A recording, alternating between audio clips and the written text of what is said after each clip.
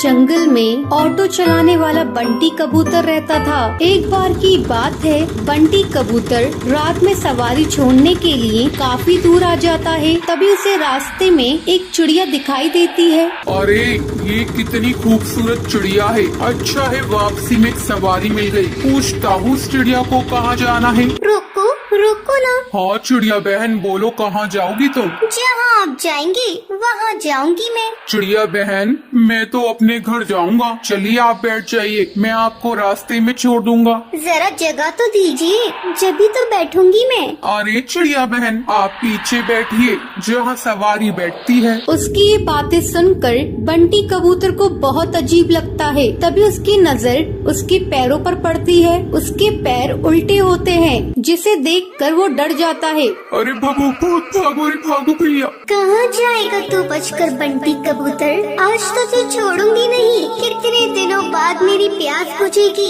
इस रास्ते पर कोई आता भी नहीं था, अब तू आया है मेरा शिकार।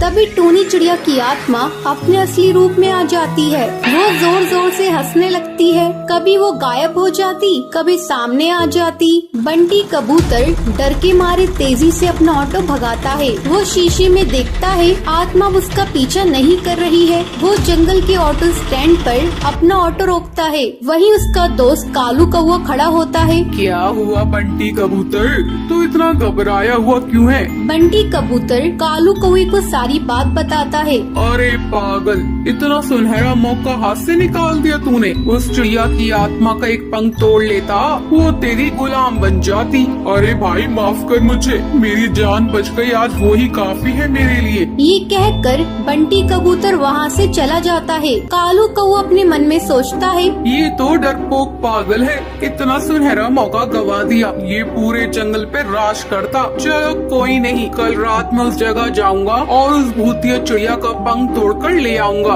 अगले दिन कालू कौवा अपना ऑटो लेकर उसी जंगल के रास्ते पर जाता है। वहाँ पर एक चिड़िया खड़ी होती है। रोको रोको ना, ऑटो रोको, मुझे जाना है। अरे भाई लगता है ये वही चिड़िया की आत्मा है, इसका पंख तोड़ लूंगा। ये कहकर कालू कौवा अपना ऑटो उसके सामने रोकता है और उसके पंख तोड़ने लगता है। अरे बेवकूफ कौवे बदमाश, तेरी हिम्मत कैसे हुई? तूने मेरे पंख तोड़ने की कोशिश की। रुक तुझे भी बताती हूँ। टुनटुनी चिड़िया पास में पड़े डंडे से उसे बहुत मारती है। अरे बहन मुझे माफ कर दो, मुझे लगा तुम एक चिड़िया की आत्मा हो। अरे बदतमीज, तुझे मैं कहाँ से आत्मा नजर आ रही हूँ? चल भाग यहाँ से। टुनटुनी ये कहकर वहाँ से चली जाती है, पर टूनी चिड़िया की आत्मा पेड़ के पीछे खड़े होकर ये सब देख रही होती है। अगले दिन कालू कौवा फिर से अपना ऑटो लेकर वहाँ पर आता है। भाई आज तो पहले उसके पैर देखूंगा तभी उसके पंख तोड़ूंगा, वरना कल की तरह पिटाई हो जाएगी मेरी। अब फिर से वहाँ पर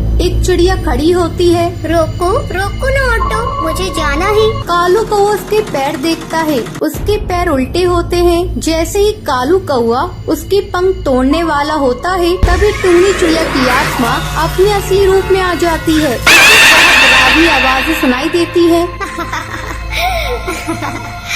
कालू कौवे आ मेरे पंख तोड़ेगा, ये ले तोड़ के दिखा। टूनी चिड़िया की आत्मा कभी उसके सामने आ जाती, कभी उसके पीछे। वो उसे बहुत मारती है। मुझे माफ कर दो चिड़िया की आत्मा, मैं आगे से कभी भी ऐसा नहीं करूँगा। मुझे जाने दो, मत मारो। क्यों छोड़ दूं तुझे? तू जैसे मन चले बदमाश पक्षियों को मारना ही तो मेरा लक्ष्य है। तुम जैसे लालची पक्षियों को जीने का कोई हक नहीं। तभी वहाँ पर बबलू कबूतर ऑटो में अपनी सवारी बिठाकर वहाँ से गुजर रहा होता है। अरे चिड़िया की आत्मा छोड़ दो उसे, मैं तुमसे विनती करता हूँ। नहीं, मैं इसे नहीं छोड़ सकती। तुम जानते हो, एक बार ऐसे ही मैं इस जंगल से ऑटो में जा रही थी। उस ऑटो वाले ने मेरा सामान लूट कर मुझे जान से मार दिया। जब से जो भी मुझे लालची पक्षी दिखाई देता है, मैं उसे जान से मार देती हूँ। तभी सुंदरी कौवी बोलती है, अरे टूनी चिड़िया तुम सही कह रही हो, तुम्हारे साथ गलत हुआ है, लेकिन तुम भी सही नहीं कर रही हो। ना जाने कितने पक्षियों को तुम मार रही हो। वो सब उसे बहुत समझाते हैं। वो कालू कौवे को छोड़ देती है। मुझे माफ कर दो, तुम सब सही कह रही हो। मैंने अपने इंतकाम पूरा करने के लिए ना जाने कितने पक्षियों के परिवार को तोड़ा है, और अब नहीं।